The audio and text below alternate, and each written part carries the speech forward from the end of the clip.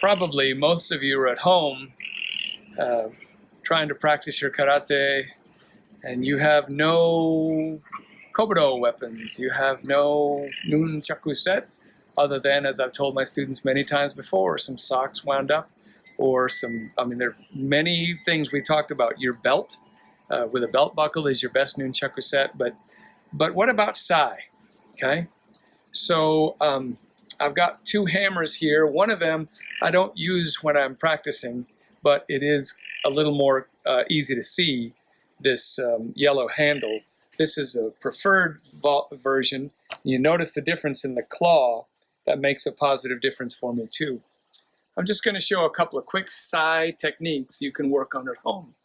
So notice I wrap around this part of the nozzle. If ever I were to want to use that part of the nozzle, there are all kinds of ways to get to the knob of a hammer. But I hope that would never be something you're doing. Of course, I hope you'd never be using a claw. But on the other hand, I do live out in the wild, and I do understand there are concerns about animals that sometimes makes you think you could do something. I hope never, never, never. But anyway, okay. So let's talk about some sai techniques you can practice with a hammer. Okay. One of them is that block, strike. Now I typically wind up putting my hammer into my two fingers on each side. It just helps me hold on. It's not quite the way I hold my sai, but there's my block, there's my strike. In the same way, I'm going to try to do this for the camera. Move to the handle for up, across, any technique you choose to use.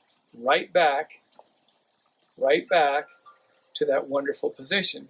It also allows for little playing with, think of it as kind of a chamber operation, to the poke operation, to the poke, so you can see it. So that being the case, I want you to realize that the instrument can be held here or here. It can be done easily to each end. It can be moved into strike position. It can be used in block mode.